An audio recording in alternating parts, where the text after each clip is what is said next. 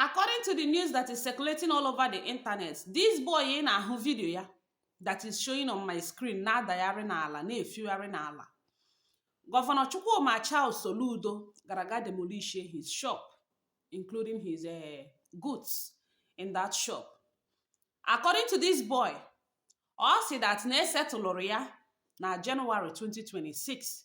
Then now, this is March, Soludo demolish go everything, including ma even in a shop, demolish ya. I want to tell you people something. Ụwa, ọkwa ịhụrụ ọkwa dịka transit. Ị ga-anọchagharị to another person ga-abanye. Onye si na onye imegbu nwanne ya bụ ihe na-enye ya obi ụtọ. Ya mara na inwe onye ga-aka ya ga-emegbukwa ya echi. O nwere ike this position ịnọ taa ga-eche na ọ ya wụ the end of the world. Na-ebe a ka ihe niile kachasị mma. One day is one day. You will come down and face ihe na-eme ndị ọzọ. Look at a young boy like this. A young boy like this, just because of sit at home. Maka na ndị mmadụ na-eme sit at home. Ihe niile Soludo na-eme bụ ka o mee ya so that ka echefuo Nnamdi Kanu. That is it. Ihe niile ọ na-arụ bụ otu a ga-eshi chefuo Nnamdi Kanu, onwe ihe ọzọ. Maka unu awụ ndị bịara under the comment section na-asị ya na ọkwa ugbu a bụ ọkwa edemolish ya ngwa, this is the time for him to continue sitting at home. Mara that na echi dị, there is tomorrow. Whatever you wish for another person, it will come to you. I wishere mmadụ ihe ọjọọ, ọ ga-eme gị. Ọ ga-eme gị in this lifetime. Ọ wụdị ụmụ gị, ọ ga-eme gị. Mee gị times 10. Governor Soludo na-edemolish ihe a na-asị gị na achọrọ renovate achị ọwa ashi ọcha.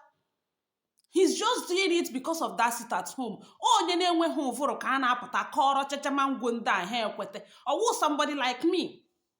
Ihe o ji demolish all those properties nọ n'ahịa main market because of gịnị? Because of this sit at home. Ka o mee ihe niile a ga-eme to wipe away ma ndị na-echete Maazị Nnamdi Kanu they just want to crumple down on everybody's shoulder. But anyị kwadoro akwado bịa. The thing is, we are not panicking anyway. Yes, we are not panicking. Nsogbu adịghọ. Biko ị mara this boy, ndị Igbo, eji m opportunity a na-akpọ because ọ dịghọ easy mmadụ ịgba boy. Ka anyị niile nwee obi ebere. This is the first time I'm doing it in this my page.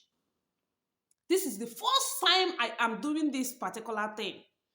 Ọ bụrụ na ihe a rute gị na o metụtara gị, biko Choti Geshe reach out to this boy and support him. He's still our own.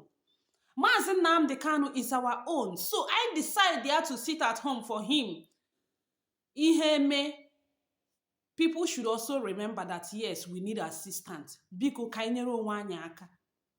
Anyị nyere onwe anyị aka. Ọ ga-agafeela mgbe a na-enyere ndị outsiders aka ka anyị bido inside nyewere onwe anyị aka. Biko ị gafete this video, ị mara this boy, biko reach out to him. Nyere ya aka. Anyway, one way or the other, nyere the boy aka. Ọ dịghọ isi. I'm telling you the honest truth. Ọ dịghọ isi mmadụ ịgba boy for years. Gbachaa boy, onye ahụ pụta demolish ngwa ahịa, scatter everything. Ọ dịghọ mfe. And another thing is, dịka ị na-enyere ya aka, dịkwa careful too. I just want to sound that too. This particular boy, if you have a way of reaching out to me, reach out to me. Anybody that still wants to help him through me, you can still get to me. Or no, reach out to me. I can as well tell you how it's going, tell you, give you his number, you call him, stuff like that. That is it. I just want us to support him. Odihon easy. Mmadụ gbacha boy demolish his property. Biko ka nyere ya aka. Is very, very important. And to Governor Soludo, God is watching. God is watching. Amahom ihe unu ga-enwe, amahom ihu the face, ihu unu ga-enwe ma emecha dọta this Biafra. Amahom ihe unu ga-enwe. Because ndị ọzọ na-akwa gị si gị na-agba ndị izu ụmụnne gị mgba, na-agbasị ha mgba, gị na-aga n'ihu na-agbasị ha mgba. maka na ị chọrọ ka e close the chapter of Maazị Nnamdi Kanu. Ọ ya bụ ihe ị na-eme. Nothing anybody can tell me. Onwe ihe ọzọ mmadụ pụrụ ịgwa m. Onwe ihe ọzọ. Ihe niile ị na-eme bụ otu a ga-esi close the chapter of Nnamdi Kanu maka na o kweghị ị na-bribe maka na o kweghị isoro Sunday Igboho. Mana ihe niile unu na-eme, it will fail because Maazị Nnamdi Kanu is determined and we are standing very tall with him. Ọ ya bụ eziokwu. These properties, a lot of people na-enwezi BP maka ihe Soludo na-eme. Ọkwa ị hụrụ gọvanọ ọbụla chiri nke mbụ chi ọfụma, fear his second tenor. I'm telling you. Ihe ha ji eme ya bụ maka second tenor. Onwe ihe ọzọ. Ka enwe ike ha dị mma, ha dị mma. Whereas onwe mma ha dị. Whereas onwe ha mma ha dị. No, ekwuru na anya ụfụ. Ekwuru na anya ụfụ. Gọvanọ Soludo, kedu ihe ọ ga-ada izi, kedu ihe ị ga-erite n'akwa ndị a ndị mmadụ na-ebe? Ndị nna na-ebe, ndị nna na-ebe, ụmụazị a na-ebe, kwere maka ofu onye, maka na ị nọ n'ọkwa. Nsogbu adịghị. Echi dị ime. Enweghị onye ma ihe ọ ga-amụ. Ị ga-achịcha wee lọtuo onye ọzọ abanye n'ọchịchị.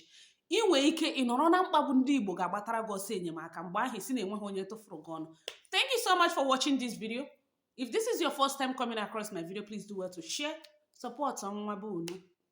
Abụkwa m nwa ala Igbo. Support me by sharing this video, dropping whatever you think under the comment section, and do well to share. Biko, I still remain your number one Ada Igbo. Soludo. Soludo. Is well. God is watching everybody and he will pay everybody according to what you do to people. Magiwa monye na ase, okwana no n'ụlọ. This is the time to stay at home. God will judge everybody. Ndewo, have a nice day.